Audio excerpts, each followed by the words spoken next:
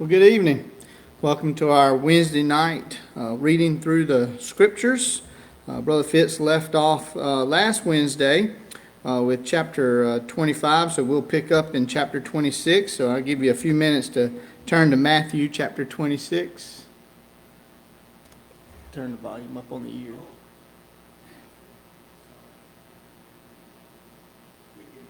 All right. Test. So as you're turning there, Matthew chapter 26, I'd like to welcome each and every one of you. It's good to be with y'all here tonight as we read God's holy word. And again, we'll be starting in Matthew 26. I just want to mention that if any of our church members, if y'all would like to come and read some chapters with us on Wednesday night, you're more than welcome. Just get with Brother Fitz or myself, and we'll get you scheduled in there. But again, let's just hear from the word of the Lord. We're going to be Matthew 26, and we'll go all the way through 28, finishing out Matthew this evening. Matthew 26, let's hear from the word of the Lord. When Jesus had finished all these sayings, he said to his disciples, "You know that after 2 days the Passover is coming, and the Son of Man will be delivered up to be crucified." Then the chief priests and the elders of the people gathered in the place of the high priest, whose name was Caiaphas, and plotted together in order to arrest Jesus by stealth and kill him. But they said, "Not during the feast, lest there be an uproar among the people." Now when Jesus was at Bethany in the house of Simon the leper, a woman came up to him with an alabaster flask of very expensive ointment, and she poured it on his head as he reclined at table. And when the disciples saw it, they were indignant, saying, Why this waste? For this could have been sold for a large sum and given to the poor." But Jesus, aware of this, said to them, "Why do you trouble the woman? For she has done a beautiful thing to me. For you always have the poor with you, but you will not always have me. In pouring this ointment on my body, she has done it to prepare me for burial. Truly, I say to you, wherever this gospel is proclaimed in the whole world, what she has done will also be told in memory of her." Then one of the 12, whose name was Judas Iscariot, went to the chief priests and said, "What will you give me if I deliver him over to you?" And they paid him 30 pieces of silver. And from that moment he sought an opportunity to betray him. Now on the first day of the unleavened bread, the disciples came to Jesus, saying, "Where will you have us prepare for you to eat the Passover?" He said, "Go into the city to a certain man and say to him, 'The teacher says, my time is at hand. I will keep the Passover at your house with my disciples.'" And the disciples did as Jesus had directed them, and they prepared the Passover. When it was evening, he reclined at table with the 12. And as they were eating, he said, "Truly, I say to you, one of you will betray me." And they were very sorrowful and began to say to him one after another, "Is it I, Lord?" He answered, "He who has dipped his hand in the dish with me will betray me. The Son of Man goes as it is written of him, but woe to the man by whom the Son of Man is betrayed. It would have been better for that man if he had not been born." Judas, who would betray him, answered, "Is it I, Rabbi?" He said to him, "You have said so." Now as they were eating, Jesus took bread, and after blessing it, broke it and gave it to the disciples, and said, "Take, eat, this is my body." And he took a cup, and when he had given thanks, he gave it to them, saying, "Drink of it, all of you, for this is my blood of the covenant, which is poured out for many for the forgiveness of sins. I tell you, I will not drink again of this fruit of the vine until that day when I drink it new with you in my Father's kingdom." And when they had sung a hymn, they went out to the Mount of Olives. Then Jesus said to them, "You will all fall away because of me this night. For it is written, I will strike the shepherd, and the sheep of the flock will be scattered. But after I am raised up, I will go before you to Galilee." Peter answered him, "Though they fall away because of you, I will never fall away." Jesus said to him, "Truly, I tell you, this very night, before the rooster crows, you will deny me 3 times. Peter said to him, even if I must die with you, I will not deny you. And then all the disciples said the same. Then Jesus went with them to a place called Gethsemane, and he said to his disciples, sit here while I go over there and pray. And talking with him, Peter and the 2 sons of Zebedee, he began to be sorrowful and troubled. Then he said to them, my soul is very sorrowful, even to death. Remain here and watch with me. And going a little farther, he fell on his face and prayed, saying, my Father, if it be possible, let this cup pass from me. Nevertheless, not as I will, but as you will. And he came to the disciples and found them sleeping. And he said to Peter, so could you not watch with me 1 hour? Watch and pray that you may not enter into temptation. The spirit indeed is willing, but the flesh is weak. Again, for the 2nd time, he went away and prayed, my Father, if this cannot pass unless I drink it, your will be done. And again he came and found them sleeping, for their eyes were heavy. So, leaving them again, he went away and prayed for the 3rd time, saying the same words again. Then he came to the disciples and said to them, sleep and take your rest later on.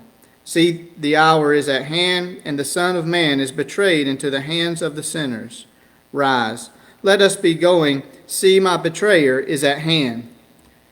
While he was still speaking, Judas came, one of the 12, and with him a great crowd with swords and clubs from the chief priests and the elders of the people. Now the betrayer had given them a sign, saying, the one I will kiss is the man. Seize him. And he came up to Jesus at once and said, greetings, Rabbi. And he kissed him. And Jesus said to him, friend, do what you came to do. Then they came up and laid hands on Jesus and seized him. And behold, one of those who were with Jesus stretched out his hand and drew his sword and struck the servant of the high priest and cut off his ear. And then Jesus said to him, put your sword back into its place, for all who take the sword will perish by the sword. Do you think that I cannot appeal to my Father, and he will at once send more than 12 legions of angels? But how then should the scriptures be fulfilled that it must be so? At that hour Jesus said to the crowds, have you come out as against a robber with swords and clubs to capture me? Day after day I sat in the temple teaching, and you did not seize me. But all this has taken place that the scriptures of the prophets might be fulfilled. Then all the disciples left him and fled. Then those who had seized Jesus led him to Caiaphas, the high priest, where the scribes and the elders had gathered. And Peter was following him at a distance as far as the courtyard of the high priest. And going inside, he sat with the guards to see the end. Now the chief priests and the whole council were seeking false testimony against Jesus, that they might put him to death. But they found none, though many false witnesses came forward. At last 2 came forward and said, this man said, I am able to destroy the temple of God and to rebuild it in 3 days. And the high priest stood up and said, Have you no answer to make? What is it that these men testify against you? But Jesus remained silent.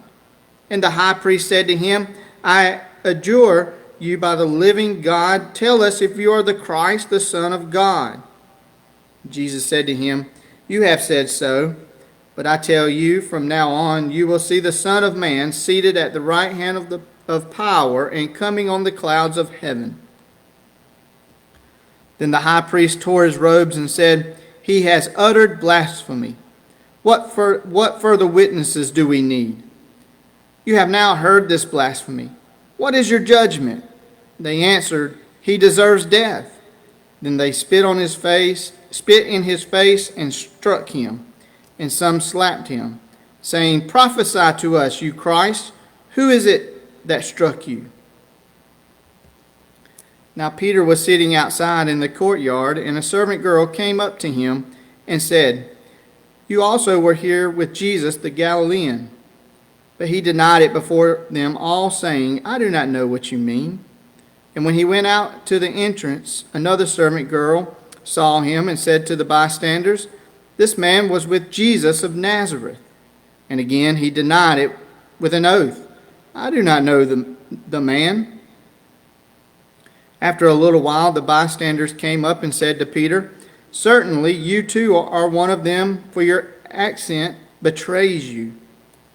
Then he began to invoke a curse on himself and to swear, I do not know the man. And immediately the rooster crowed. And Peter remembered the saying of Jesus, Before the rooster crows, you will deny me 3 times. And he went out and wept bitterly. Chapter 27. When morning came, all the chief priests and the elders of the people took counsel against Jesus to put him to death. And they bound him and led him away and delivered him over to Pilate the governor. Then when Judas, his betrayer, saw that Jesus was condemned, he changed his mind and brought back the 30 pieces of silver to the chief priests and the elders, saying, I have sinned by betraying innocent blood. They said, What is that to us? See to it yourself. And throwing down the pieces of silver into the temple, he departed, and he went and hanged himself. But the chief priest, taking the pieces of silver, said, It is not lawful to put them into the treasury, since it is blood money.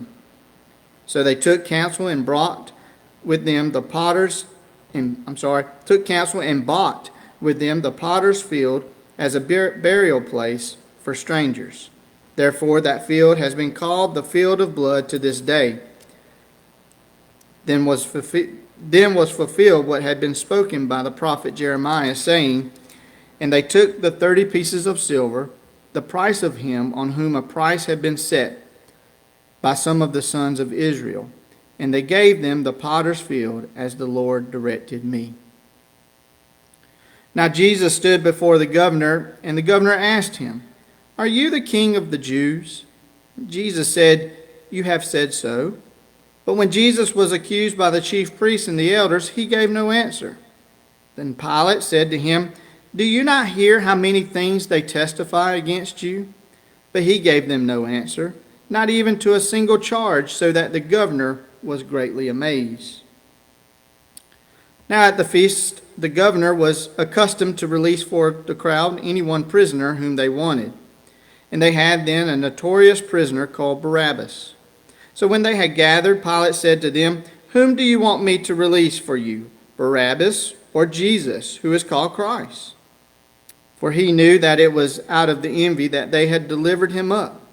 Besides, while he was sitting on the judgment seat, his wife sent word to him, Have nothing to do with that righteous man, for I have suffered much because of him today in a dream. Now the chief priests and the elders persuaded the crowd to ask for Barabbas and destroy Jesus. The governor again said to them, Which of the 2 do you want me to release for you? And they said, Barabbas. And Pilate said to them, Then what shall I do with Jesus, who is called Christ? And they all said, Let him be crucified. And he said, Why? What evil has he done? But they shouted all the more, Let him be crucified. So when Pilate saw that he was gaining nothing, but rather that a riot was beginning, he took water and washed his hand before the crowd, saying, I am innocent of this man's blood. See to it yourselves. And all the people answered, His blood be on us and our children. Then he released for them Barabbas, and having scourged Jesus, delivered him to be crucified. Then the soldiers of the governor took Jesus into the governor's headquarters, and they gathered the whole battalion before him. And they stripped him and put a scarlet robe on him. And twisting together a crown of thorns, they put it on his head and put a reed in his right hand. And kneeling before him, they mocked him, saying, Hail, King of the Jews! And they spit on him and took the reed and struck him on the head. And when they had mocked him, they stripped him of the robe and put his own clothes on him and led him away to crucify him. As they went out, they found a man of Cyrene, Simon by name. They compelled this man to carry his cross, And when they came to a place called Golgotha, which means place of the skull, they offered him wine to drink mixed with gall. But when he tasted it, he would not drink it. And when they had crucified him, they divided his garments among them by casting lots. Then they sat down and kept watching over him there. And over his head they put the charge against him, which read, "This is Jesus, King of the Jews." Then 2 robbers were crucified with him, one on the right hand and one on the left. And those who passed by derided him, wagging their heads, and saying, "You who would destroy the temple and rebuild it in 3 days, save yourself. If you are the Son of God, come down from the cross." So also the chief priests with the scribes and elders mocked him, saying, "He saved others. He cannot save himself. He is the King of Israel. Let him come down now from the cross, and we will believe in him. He trusts in God. Let God deliver him now, if he desires for him. For he said, 'I am the Son of God.'" And the robbers who were crucified with him also reviled him in the same way. Now from the sixth hour there was darkness all over the land until the 9th hour. And about the 9th hour Jesus cried out with a loud voice, saying, "Eli, Eli, lema sabachthani," that is, my God, why have you forsaken me?" And some of the bystanders hearing it said, "This man is calling Elijah." And one of them at once ran and took a sponge, filled it with sour wine, and put it on a reed, and gave it to him to drink. But the other said, "Wait, let us see whether Elijah will come to save him." And Jesus cried out again with a loud voice and yielded up his spirit. And behold, the curtain of the temple was torn in two from top to bottom, and the earth shook, and the rocks were split. The tombs also were opened, and many bodies of the saints who had fallen asleep were raised. And coming out of the tombs after his resurrection, they went into the holy city and appeared to many.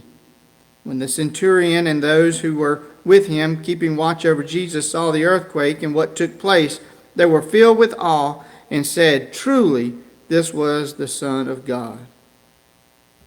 There were also many women there looking from a distance who had followed Jesus from Galilee, ministering to him, among whom were Mary Magdalene, and the Mary, mother of James and Joseph, and the mother of the sons of Zebedee. When it was evening, there came a rich man from Arimathea, named Joseph, who also was a disciple of Jesus. He went to Pilate and asked for the body of Jesus. Then Pilate ordered it to be given to him. And Joseph took the body and wrapped it in a clean linen shroud, and laid it in his own new tomb, which he had cut in the rock. And he rolled a great stone to the entrance of the tomb and went away. Mary Magdalene and the other Mary were there sitting opposite the tomb. The next day, that is, after the day of preparation, the chief priests and the Pharisees gathered before Pilate and said, "Sir, we remember how the impostor said, while he was still alive, 'After 3 days I will rise.' Therefore, ordered the tomb to be made secure until the 3rd day, lest his disciples go and steal him away and tell the people, 'He has risen from the dead,' and the last fraud will be worse than the first." Pilate said to them, "You have a guard of soldiers. Go, make it as secure as you can." So they went and made the tomb secure by sealing the stone and setting a guard. Chapter 28. Now after the Sabbath, toward the dawn of the 1st day of the week, Mary Magdalene and the other Mary went to see the tomb. And behold, there was a great earthquake, for an angel of the Lord descended from heaven and came and rolled back the stone and sat on it. His appearance was like lightning, and his clothing white as snow. And for fear of him the guards trembled and became like dead men. But the angel said to the women, "Do not be afraid, for I know that you seek Jesus, who was crucified. He is not here, for he has risen, as he said. Come, see the place where he lay. Then go quickly and tell his disciples that he has risen from the dead, and behold, he is going before you to Galilee. There you will see him. See, I have told you." So they departed quickly from the tomb with fear and great joy, and ran to tell his disciples. And behold, Jesus met them and said, "Greetings!" And they came up and took hold of his feet and worshipped him. Then Jesus said to them, "Do not be afraid. Go and tell my brothers to go to Galilee, and there they will see me."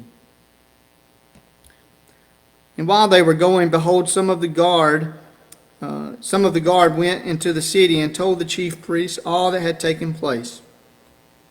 And when they had assembled the elders with the elders and taken counsel, they gave sufficient sum of money to the soldiers and said, "Tell people, his disciples came by night and stole him away while we were asleep. And if this comes to the governor's ears, we will satisfy him and keep you out of trouble." So they took the money and did as they were directed. And this story has been spread among the Jews to this day. Now the 11 disciples went to Galilee, to the mountain to which Jesus had directed them. And when they saw him, they worshipped him, but some doubted.